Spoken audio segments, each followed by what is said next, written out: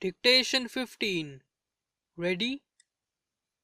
The machinery of representative government has concentrated on ultimate power as the only important matter and has ignored immediate executive power. Almost nothing has been done to democratize administration. Government officials, in virtue of their income, security, and social position, are likely to be on the side of the rich, who have been their daily associates ever since the time of school and college, and whether or not they are on the side of the rich, they are not likely, for the reasons we have been considering, to be genuinely in favor of progress. What applies to government officials applies also to members of parliament, with the sole difference that they have had to recommend themselves to a constituency. This, however, only adds hypocrisy to the other qualities of a ruling caste. Whoever has stood in the lobby of the House of Commons watching members emerge with wandering eye and hypothetical smile until the constituent is espied, his arm taken, my dear fellow, whispered in his ear, and his steps guided toward the inner precincts.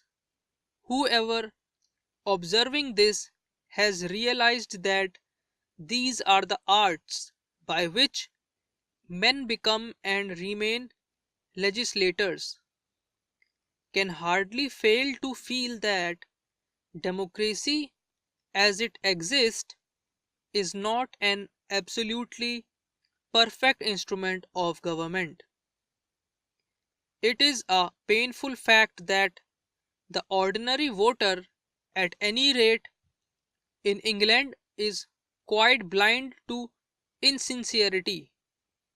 The man who does not care about any definite political measures can generally be won by corruption or flattery, open or concealed.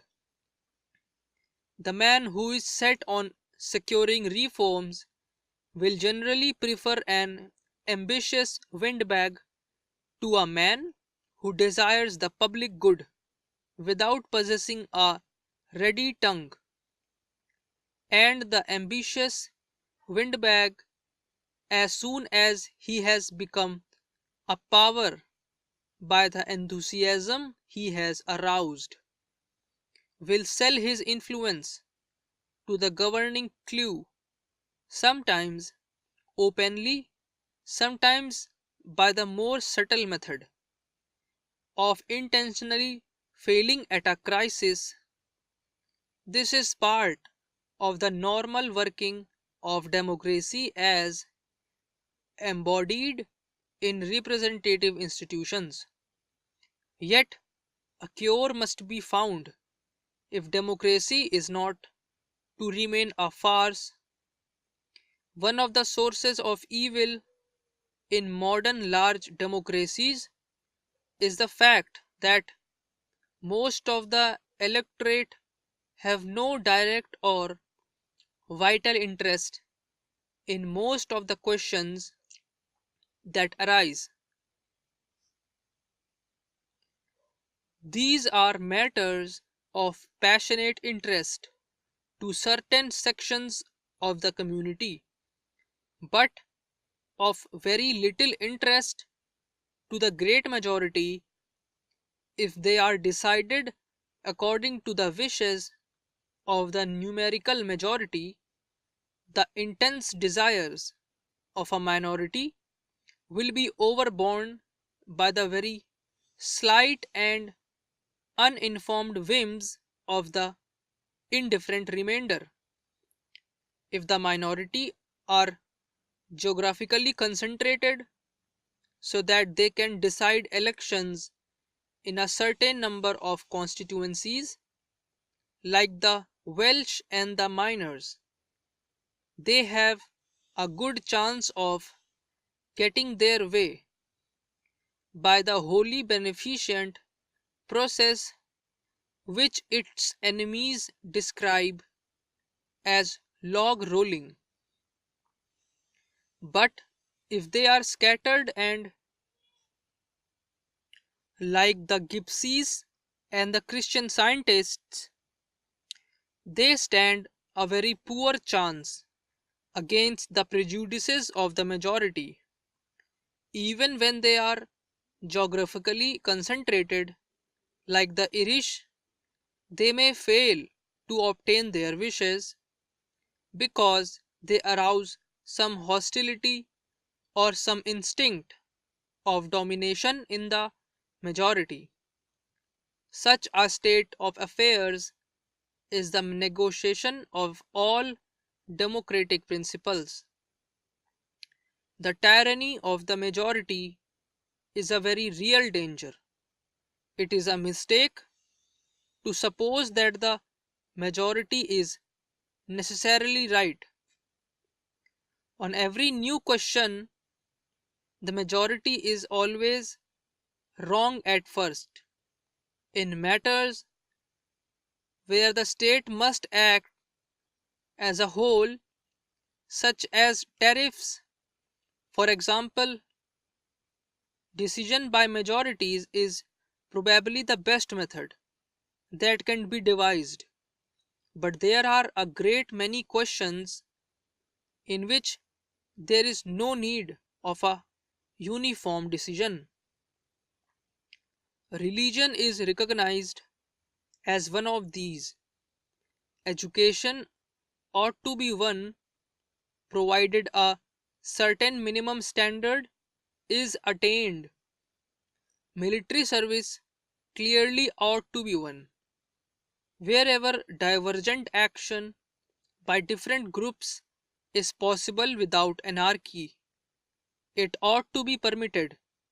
In such cases, it will be found by those who consider past history that whenever any new fundamental issue arises, the majority are in the wrong because they are guided by prejudice and habit. Progress comes through the gradual effect of a minority in converting opinion and altering custom. At one time, not so very long ago, it was considered monstrous wickedness to maintain that old women ought not to be burnt as witches. If those who held this opinion had been forcibly suppressed, we should still be steeped in medieval superstition. For such reasons, it is of the utmost importance that the majority should refrain from imposing its will as regards matters in which uniformity is not absolutely necessary. The cure for the evils and dangers which we have been considering is a very great extent of devolution and federal government. Wherever there is a national consciousness, the area in which it exists ought to be allowed to decide all purely local affairs without external affairs. But there are many matters which ought to be left to the management, not of local groups, but of trade groups or of organizations embodying some set of opinions. In the East, men are subject to different laws according to the religion they profess. Finished.